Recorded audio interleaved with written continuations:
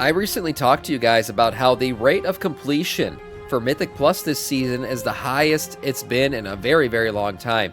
Across the board, basically, if you look back at the War Within, there was about a 73%-ish completion rate on Mythic Plus dungeons when the freaking thing launched.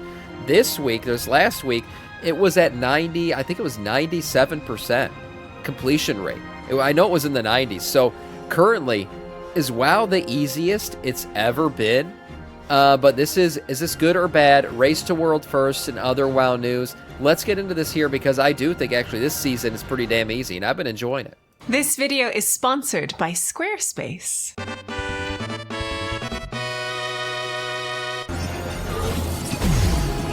Oh. Behold!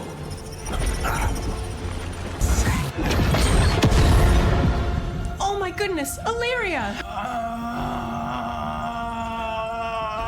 I've got you! Hold on, Tally! Don't worry, Ilaria. I won't let you fall. We're gonna get you out of here, or else my name is... Brain their anguish.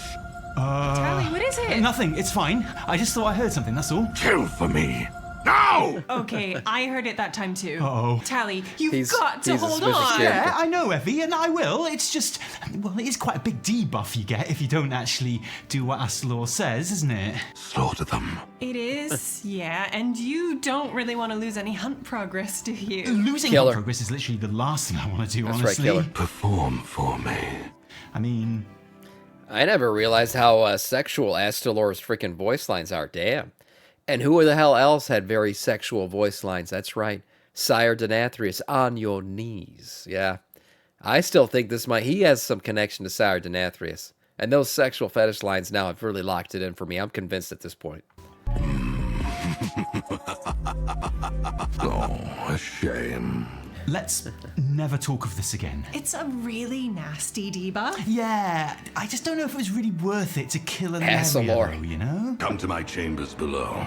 I will relieve you. Oh, it was worth it. Actually, yeah, what am I even saying? Knowledge Does he say is that? power. Hello Internet, Taliesin here, and welcome to another episode of the Weekly Reset. Taliesin and Evertel's wondrous wisdom show in a week, where we will be looking at the latest story campaign quests, and why Silvermoon is full of elves now, where we will be looking back at the first week of the Mythic Plus season, which honestly felt like maybe the 4th or 5th week of the Mythic Plus season, with the kind of keys that we've all been doing, and asking People pushing if those keys high. Easiest tier in WoW history. it's a good thing, and also considering the impact that has on raiding, which itself is a whole thing, and of course a news roundup too. But before any of that, the reason I know you're all really here, the race to world first.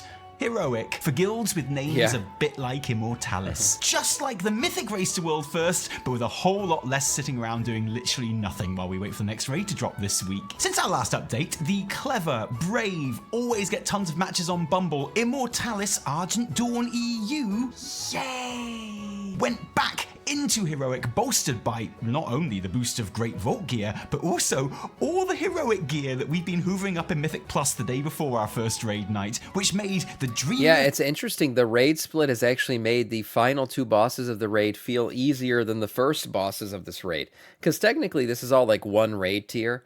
So you know you're supposed to have ramping up difficulty as you get further along, which is why the bosses towards the end drop higher level item level gear than the bosses at the beginning. But the truth is, we had an easier time yesterday in March on Quel'Danas than we did on the Void Spire because we went to the Void Spire essentially naked, right? I mean, you have no tier gear. You're going in there. You just have what you've gathered from Mythic Zeros at that point. I didn't even have that because I hadn't even done that shit. And I had my issues with the fucking lack of gear. But then we go into March of Quel'Danas yesterday and we're just dominating these bosses. All we had to do is figure out the mechanics. and tic-tac-toe So it's been a bit bosses weird. that we were struggling with a DPS check on, an absolute breeze.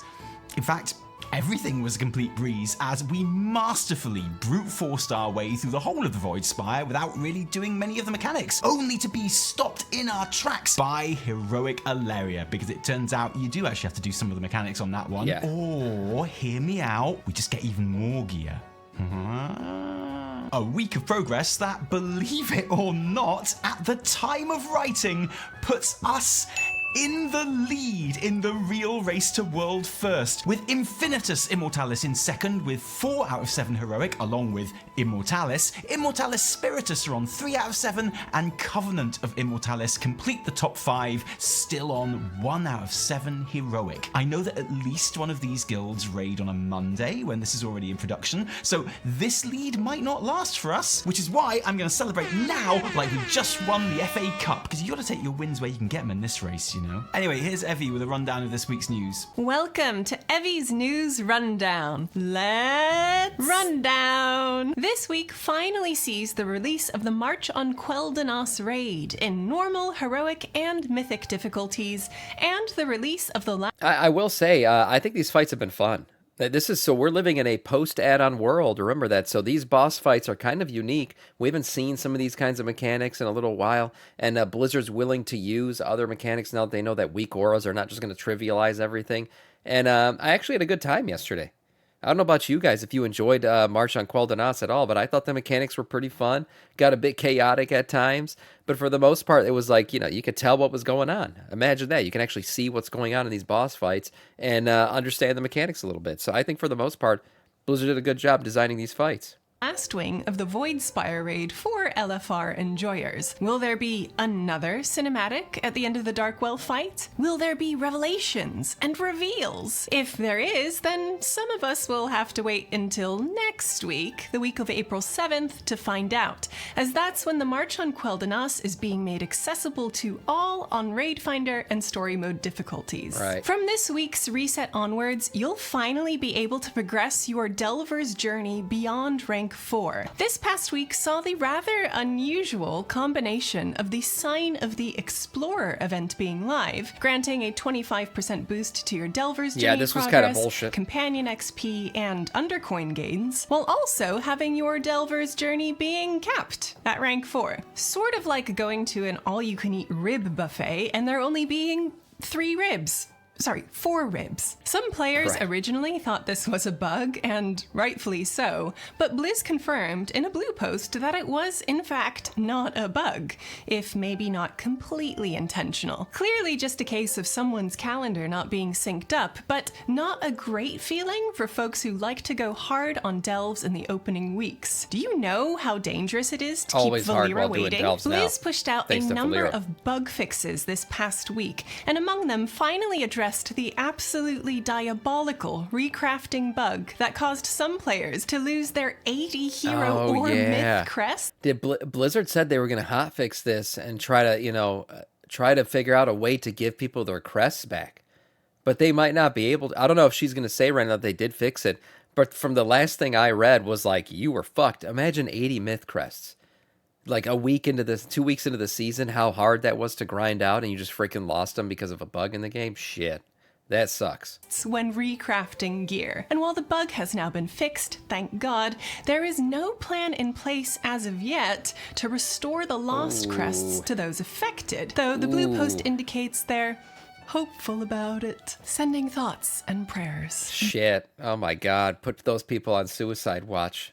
80 myth crests just gone in the fucking wind. The next round of class tuning is here. Mama for good, stop touching things. We've known about it for a while, and it's a chunky one, so worth having a look at the full rundown over on Wowhead, which of course we will be linking in the description below, Or along watch with the a load Samiccus of video other about it. articles that go into more detail on the subjects we cover in this video. This pass seems to have focus on responding to Mythic rating and Mythic Plus, and a lot of them include developers notes so that you can stage your own back and forth about how wrong and evil and useless they are in your head or on the forums for everyone else to see. I kind of admire the devs here because while I think the intention behind a 4-week tuning rollout was one of thoughtful iteration and transparency, the reality is that they've just given themselves a weekly opportunity to be absolutely roasted. Anyway, nerf Brewmaster. Basically, I see comments. Yeah, Brewmaster's doing great. I see comments all the time when I post those videos about the class changes, and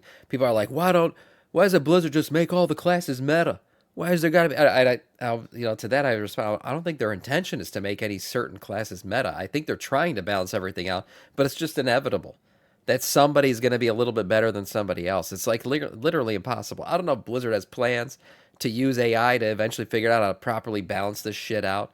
But right now, yeah, it's just like, hey, there's always a flavor of the week. And right now, yes, as she meant, Brewmaster Monk, best tank in the game. I'm a Blood DK. Does that piss me off? Well, it is what it is. I think everybody gets their turn in the light. No. Buff other tanks. PTR news. 2 new armor sets have been data mined for the in-game Use shop. AI, what a dummy. Yeah. And Guess they so. fit very nicely into the recent trend of over-exaggeration and general extraness that shop sets have been giving. The first is a set that is criminally described as Old God, but that is quite literally the in-game equivalent of an Ashara cosplay, complete with Naga scales, a writhing crown of tentacles, and a profusion of eyes, which absolutely must be animated to look around at random, otherwise I riot. There are 2 colorways in an earthy brown and gleaming white, and a few variations taking into account your preference for showing inner thigh or not. There's another iteration of the Sargerai Commander's cloak, which is beautiful but also a bit... By the way, this whited out N'Zoth, you think N'Zoth's going to be like on Zalateth's side, voidy out N'Zoth? There was a data mine version of N'Zoth that was voided out. I don't know if that means, if that means he's going to be on her side, or maybe N'Zoth, or maybe Zalateth's controlling him in some way, but they made their deal. If you remember, if you went through Lore Walker Cho's storyline, Zalateth whispers to N'Zoth, telling him kind of to join her side, and they clearly made a deal, right? We gave the dagger to N'Zoth. That whole thing happened. What's really weird right now is we saw the dagger come back. The last time we saw that dagger was when the Rathian stabbed the carapace of N'Zoth with it, and then we entered that fight, right, back in BFA. So what the fuck? How did Zalateth get it back? Did she interact with N'Zoth at some point? Is he still alive? I think so.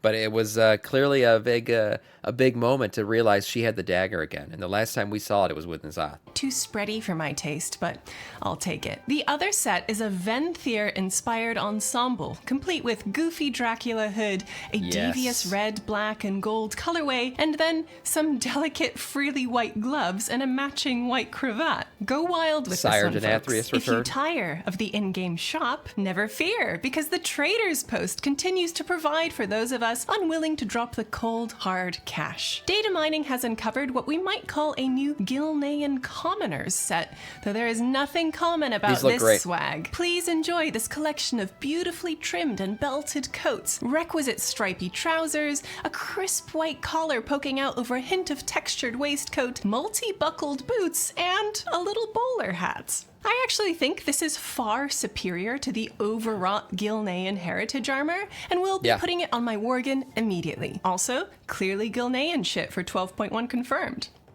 I don't make the rules, but I do wear a monocle. With my bowler hat. If it's Tally's birthday. For anyone who is relatively new to Professions and completely bodged it by just clicking on all possible nodes at random in their tree, moi? Never. Recent data mining suggests that Profession specialization resets could be coming in 12.0.5. These appear to be tied to some type of reset currency, which suggests they're not infinite, which is fine, but I'm still glad they're there. If the devs really want to encourage self-discovery and don't want players to rely heavily on, say, add-ons or exterior guides, removing the thing that punishes noob crafters who didn't have the foresight to read a 30-page crafting guide before making any choices is the right first step. Like I say, that could never be me, so this news isn't incredibly exciting to me because I need it. I'm incredibly excited about it because it will make you happy. I'm happy for you. For the self-hate... Yeah, I have no comment on fucking Professions. I don't even know what the hell's going on with it. I just can put my crafting order for my weapon and then I move on. Drakthir What's up up, there. Soda? So, like, Drakthir. The new Battle Visage toggle is available for testing on the PTR, which allows evokers to maintain their visage form in combat, apart from when using spells that require a draconic form. Yeah, this is great. This is such a cool thing for them, and I'm happy that they get to stay in their visage form. But I've said this last time when I read through these patch notes. Why the hell haven't they done this for Worgens yet? Why can't Worgens stay in their damn human form? It doesn't make any sense to me. They all the animations are already there. You could literally just be a Worgen in a human form. I mean, there's humans in the game. So why can't they have that happen? And then you just go Worgen if you want to. Or you go Worgen if a specific ability requires you to be a Worgen. But other than that, I think even in the lore, they should be able to control their Worgen form. It exists already. So why can't they? I don't know. Clearly the tech's in the game if they want it to be. It does make Evoker combat look quite busy with the constant shape-shifting, and Disintegrate looks a bit goofy coming from a humanoid form, but this is great news for Visage form enjoyers. Next stop, let us actually choose our Visage forms and races like loads of NPCs already have, thanks. And finally, the DKI music color lovers one, yeah. among us rejoice as the WoW 20th anniversary concert series is going global. We had the absolute pleasure of attending the Lausanne premiere back in 2024, and it was suitably fun. That would mean just playing a Gilnean human, though. Yeah, but what if you want to RP as a closet furry? You know, maybe that's what you want to do. I don't know. Now, there's the whole lore side of it. Yes, you can be a Gilnean human, but there's people already can do shit like that in the game. I mean, if you want to make a high elf on the Alliance, what you do is you make a void elf, make their skin like normal color, not purpley or anything, and then give them blue eyes. Bam, you're a high elf. You're literally RPing as a high elf, even though you're using the void elf customization options. So I mean, if you just want to be a British person in WoW, right? Fucking Gilnean, and maybe you like Gilneans more for whatever reason, yeah, you should be able to. I just think if the tech's there, why not make it available? Emotional and mind-blowing in one. Stops along the tour include famed concert halls in London, Paris, Singapore, Shanghai, Los Angeles, Chicago, and Newark, among others. The only downside of these concerts is that they only include music up through Dragonflight, so no epic Dimensius throwdown for you. Still, it's worth it. Tickets are on sale now, so get your hands on them while you can. And maybe we'll see you in Newark. This week, of course, sees the launch of the final raid of Midnight's opening trio, and with it, the next chapter of the story campaign and the aftermath of the results of the March on Kel Danas. I'm excited to see that. I haven't seen that yet, but I will say the intro quest line for the raid I thought was pretty fun too. Right, everybody's showing up, the Ents and everyone. You're charging the gates, right? It's pretty cool. What better time for us to remind ourselves of the story chapter we just did, the Gathering of the Elves. Because when you are the Blood Elves and the Sunwell's in danger, who are the most obvious allies to turn to for immediate no-strings help? Yes, the Horde probably, but no. In this case, Arator really wants to get all of the elves together, and for some reason, he has a seat at this very important literal faction and race leader table. For some even more mystifying reason, these guys actually take him seriously and are like, okay. So I think it's fun to meme on the whole where are the Horde thing, and you know I'm not against keeping tabs when the situation warrants it, and this isn't a defense of the lack of official Horde movements in this story, okay? But for me, the players populate the game world as much as anything, so throughout Midnight, I haven't really actually felt like the Horde haven't sent anyone to help out in Silvermoon, because they sent us, the player characters, and everywhere I go in this city, or in the Void Spire, it's absolutely teeming with all of the greatest and most legendary fighters the Horde has ever produced. Yeah, us, yeah. Okay, I get what he's saying, but at the same time, yes, the Alliance is there too, represented by the players, but they're also represented by all the best Alliance NPCs. They're all there.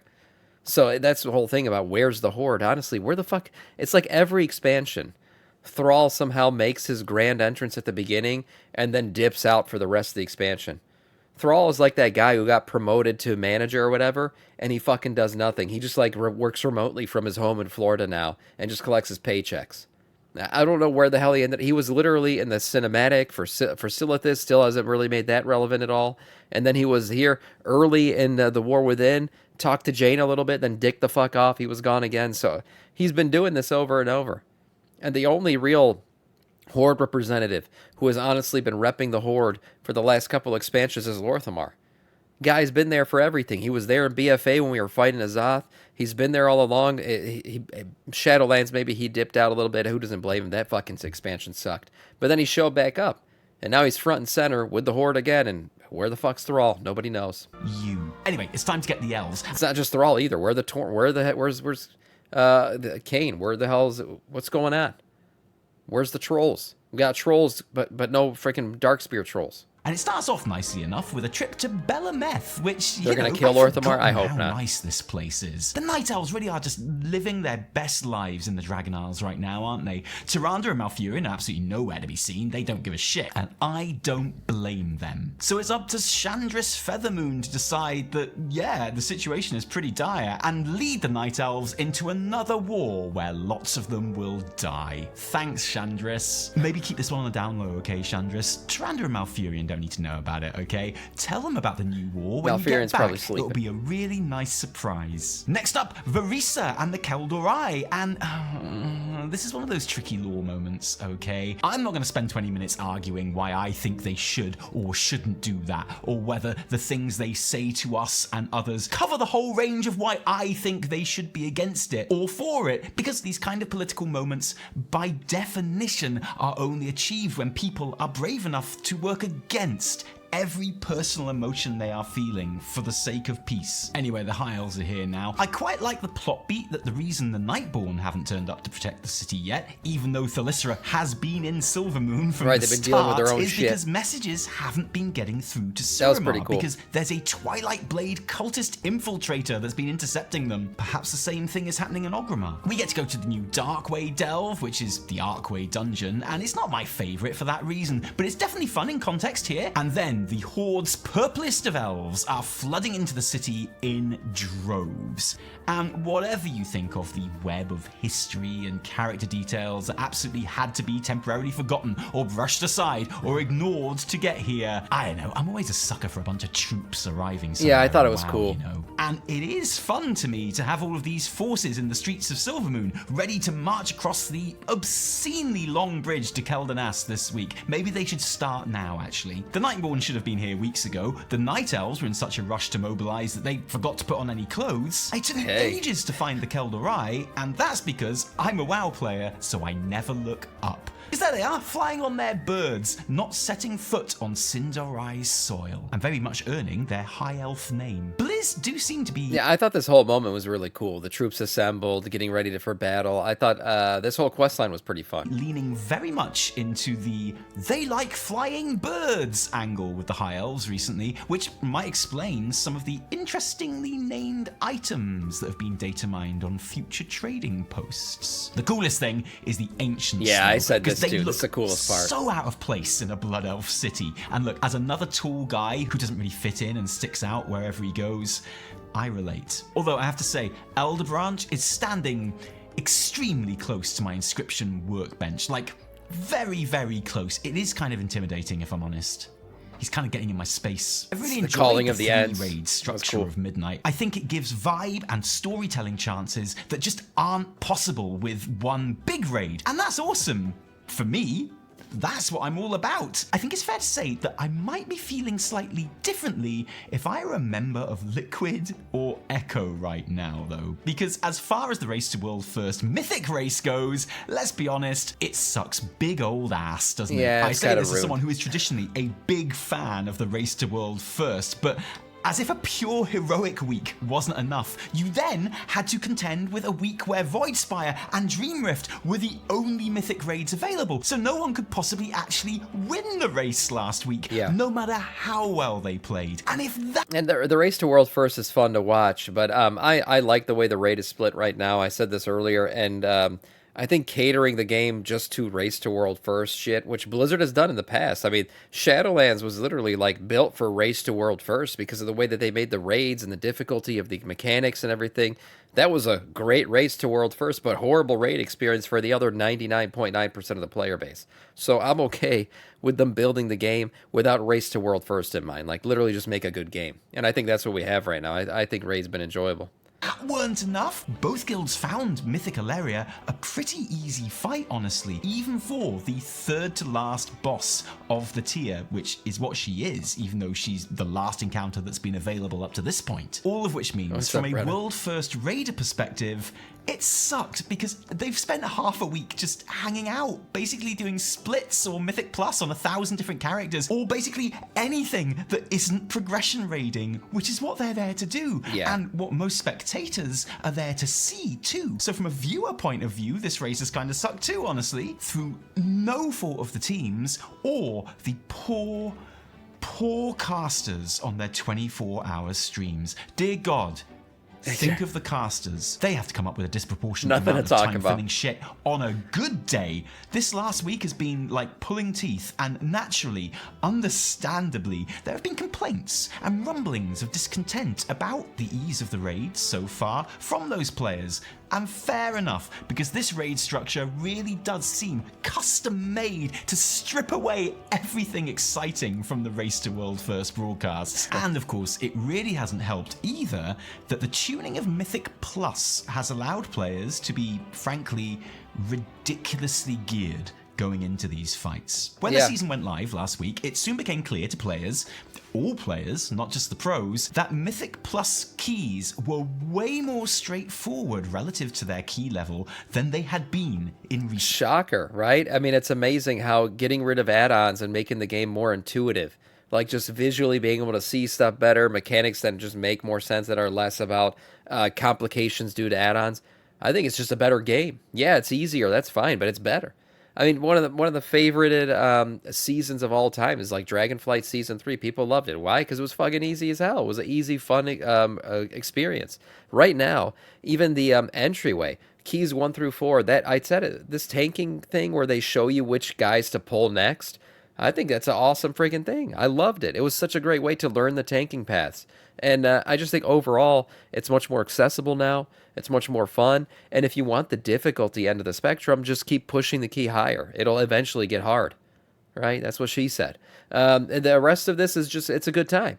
I've been having a good time. I think this is a great season of Mythic Plus and rating. Seasons, meaning that the average player, and I use myself as the average player barometer in this scenario because ask anyone and they will all agree, I am extremely average. Like, the definition of mid. I'm like if DNA was extracted from the word and grown in a vat into a man. And as the average player, I found that I was able to blast level 10 keys almost straight away without much problem at all. Something I have never been able to do in week 1 of a Mythic Plus season, where I'm usually pretty happy to hover around the level 6 key mark and aim towards going for higher keys for the good crests the week after. But no, it's not even the first reset as I write this, and I already have all my portals, Keystone Hero, a whole row of mythic gear slots in my vault, and all the gear and other power rewards that come from that level of play. Because of course this is all iterative. I also got my 4-piece tier set after the first vault this season, and yes, I got a little bit lucky with some of the drops, but other than that, it's also the catalyst. Like the way Blizzard rearranged the catalyst now, where you get your charges after you get a full 4 tier set, you get more charges.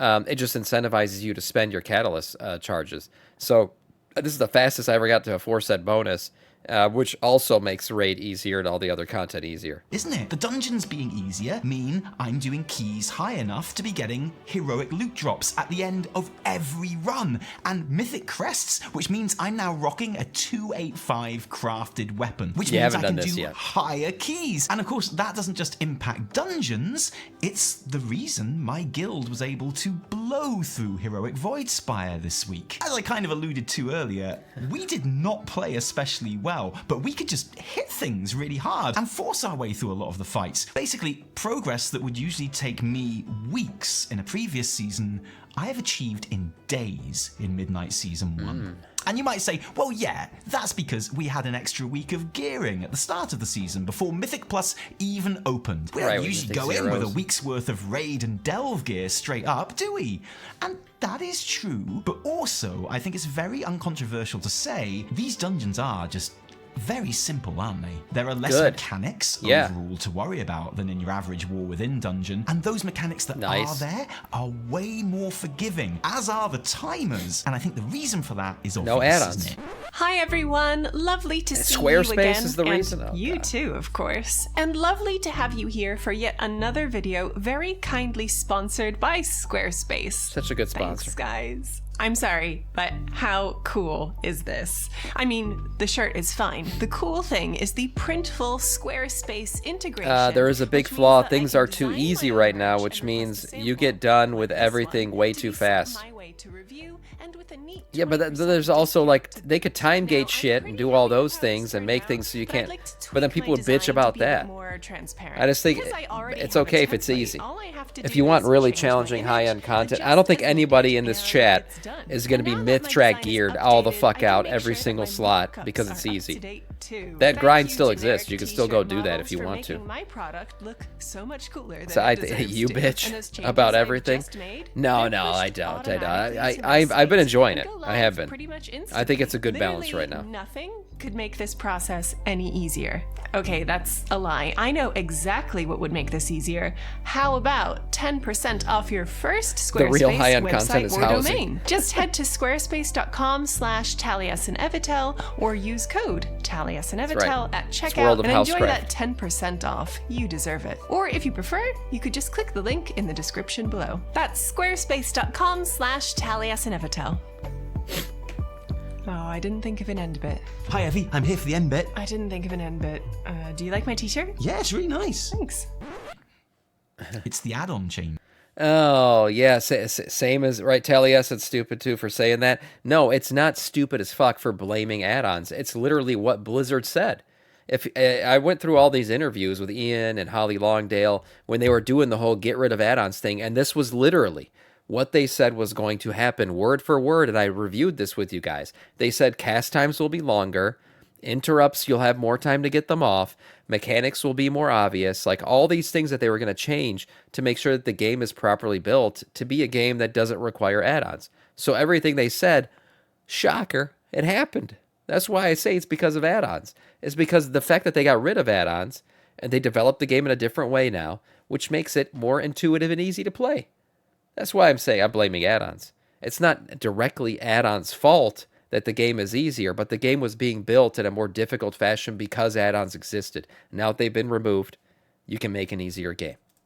Blizzard know that what has been called the Great Add-on Massacre, but which in hindsight should probably have been called the Great Add-on Replacement. I've been wrong about add-ons the is entire a time. I'm leading by example. I played this game without add-ons. Been playing it without add-ons since Midnight started.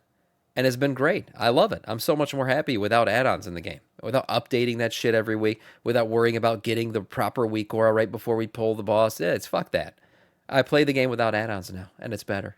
Sea change for players, or at least players thought. That's why it you're was going trash. to be. Oh, yeah, I'd be that too. surprised if in reality anyone's gameplay experience has been half as impacted as YouTubers led them to believe it would be. But whatever. I think it has made Blizz hedge their bets in terms of complexity this tier. You see it in the class design as well. Streamlined at best, but definitely simplified substantially in most cases. I personally think they've gone a little bit too far with that, but it is precisely because of these class changes that I have been saying I think the next season will be a little bit months harder. now that I thought this tier was going to be the easiest tier in WoW. The easiest tier in WoW history. It was clear to me all the way back in Alpha that Blizz thought it was better to make things too simple for players in the wake of the add-on changes than too hard. That in their eyes, it was better to show players, see, it's not so bad without your fave add-ons, is it? Than have players shout, it's impossible to play without my fave add-ons. And I think it's fair to say my prediction is looking pretty accurate right now. And Like, imagine they had opened up Sepulchre of the first ones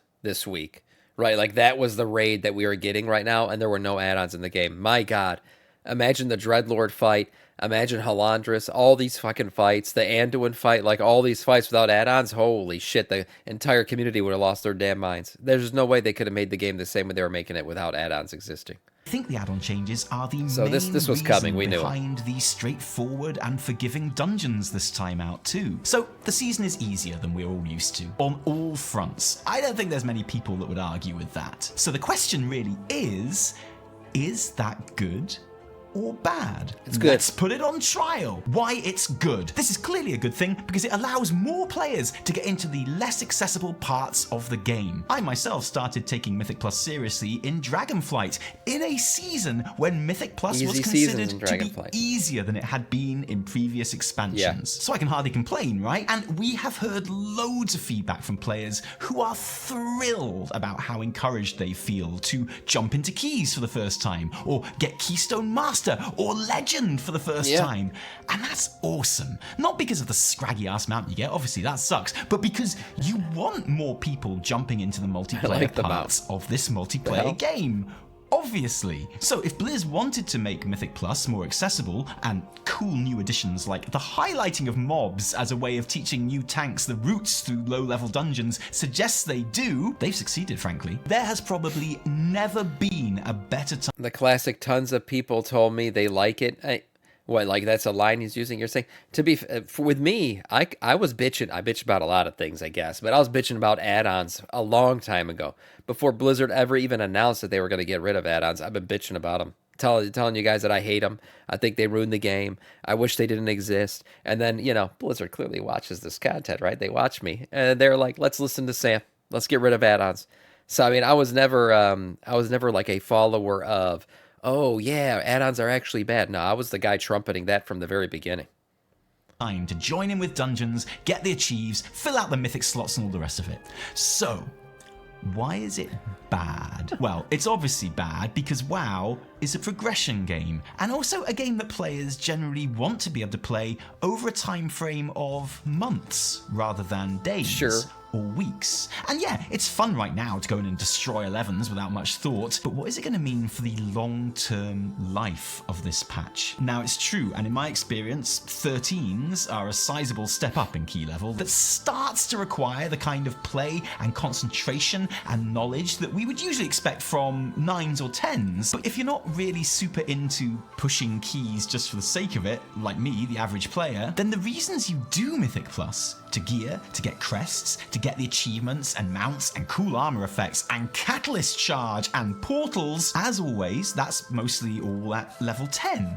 But unlike always, it's much easier to get there now, which means that the average player will probably be done with Mythic Plus way sooner in the season than usual. And as a knock-on effect, done with Raid too, because of the gear that they've been raking in through higher than usual Mythic Plus. Just like the class changes, the simplification here is great for picking things up and jumping in easily, but the longevity of WoW has always been about how deep its systems go if you want them to. And I will admit, I'm a little bit worried right now that in both cases, Blizz may have oversimplified two of the core pillars of the game a bit too much. Yeah, I think maybe they did overshoot it a little bit in terms of easiness this season, but that was probably expected. Like he said, getting rid of add-ons, they wanted to show people like, hey, look, this game is playable without add-ons. It's pretty easy, isn't it? I think next season we'll see it tuned up a little bit more. Even in the game's darkest hour back in Shadowlands, combat and PvE instance content were all considered to be top-notch, genre-leading systems which kept the game afloat. And I can only hope that Blizzard intend to reintroduce a lot of that complexity as the expansion goes on, once people are confident that they can live with the add-on changes. But maybe I'm completely wrong, and I did definitely love everyone being so excited about Mythic Plus right now, and so keen to take part. That is definitely great. And even though I think the Mythic race has been a bit tepid so far, that should change this week, and I would still always rather the game was designed to be fun for everyone else first, rather than be devised with a world-first race in mind. And like I say, I think the structure of this raid is great for that so far. But I think the structure of the raid is good too. It will be interesting to see how I feel about that once I have ahead of the curve, and whether my raid team continues into Mythic Plus in this easiest tier in WoW history or not. I would genuinely love to hear your thoughts on this, so please let us know in the comments below where you stand on the easiest tier of all time. And thanks for joining us today. If you like this video, don't thank us. Thank our patrons who give us their actual real life money to make all of our work happen. And seriously, patrons, from the bottom of my heart and the top and middle of my heart too, thank you. Because without you, there would be a whole lot less Taliesin and Evertel. If you didn't like it, downvote the shit out of it. I'll give more comments here once he's done. Homes of Azeroth. Now, my name is Taliesin from me and Evie too. Until next time, cheerio. Yeah, I think it's a fact. Obviously, this season is like the easiest season we've had in a very long time, if not the easiest season ever. But I don't see that as a bad thing. It's bad because the WoW UI is ass. Simple as that. Try and debate me on how the WoW UI is great. Well, the WoW, I'm not going to sit here and debate you on how the WoW UI is great, because surely the add-on guys who made all these things for years, they've had multiple years, if not a decade's worth of ability to tune these add-ons up to create good UI stuff that exists. The good thing is you can still use those. Blizzard did not get rid of UI add-ons. All Blizzard did was improve the in-game UI to at least give you the bare bones shit that you would need if you didn't want to download add-ons. And that's what the UI is right now. Is it better than whatever fucking add-on you have, LVUI or whatever? No. No, but you could still go download that shit. Blizzard didn't stop you from downloading that. You want to change up the UI, go ahead and do it. What they stopped you from downloading is anything that trivializes combat for you. Right? I mean, you're literally saying I gotta get good, that I suck at the game, and that's why I'm happy add-ons are gone. It's actually the fucking opposite. What are you talking about? Now that add-ons are gone and they're not, holding your fucking dick through every single fight, you got to learn that shit on your own. It's better. It actually requires more skill to play without add-ons. I'm not talking about UI add-ons. UI, you want to fucking make your entire UI look like a Hello Kitty Island adventure game, go ahead, be my guest. You could still do that.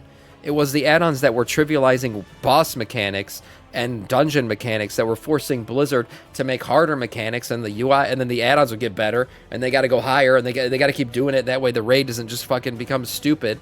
That was the problem with add-ons. It was an arms race that now Blizzard's not part of anymore. So now we just get a game that's made for the players to enjoy, and actually you'll have your difficult moments. Those things are I think next season will be a little bit more tuned up. It'll be a little bit better made for the world post add-ons, and they realize I think the players are actually better at this game than they thought they were. So we'll see a little bit of more balancing going forward, but I still think getting rid of add-ons was the right move. I do. Yeah, are you still bitching? Nope, video's over. That's it. Nice video for Tell Yes and Never Tell.